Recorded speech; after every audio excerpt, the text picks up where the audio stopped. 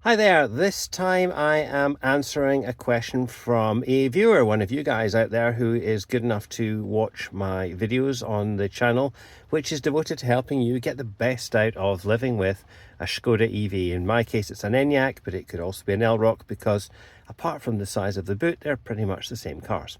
So somebody asked last week, my new car has come from the dealer. They told me it would react automatically to speed limit changes and it's not doing it. Can you tell me how to change that? And it's the sort of question I couldn't answer from the top of my head because it's kind of enabled by default on my car, or it was when I got the car, and it's not something I ever changed. So I couldn't remember off the top of my head exactly how you do it, and I didn't want to give an off-the-cuff answer and get it wrong. So it's a wet Sunday afternoon in Scotland. You can see the delights of the very much needed rain. We've not had rain for about 5 or 6 weeks, so it's all good. I've been doing some little bits and pieces around the house and in the cars, and I thought, why not film the answer to this viewer question? So, where do you go? So this is software version 4.1 in my car, okay? It should be pretty much the same for software 4 onwards. So if you've got a 24 or 2025 car, this is what you'll get. I think the 25 cars, the icons are green rather than grey, but otherwise it's all very much the same. So you go up here to the top right where you bring up your settings, and I have gone into the vehicle there. No, I haven't, sorry. Start that again. I have gone into assist systems, and you can either have a view which looks like that, or you can have the list. That looks very pretty, but I find this easier to navigate. So there are two systems that are interacting here. The first one is speed warning. As you can see, that was turned on. It's now turned off. But if you click on this arrow here, it brings up the details. So it shows it's active. It's got display and sound, or you can just have display. I have a little beep. It's very subtle. The warning threshold about how far over you're going. It's standard. I'm not quite sure what standard is, but you can set it to 3 or 5 or standard. I've just left it at that.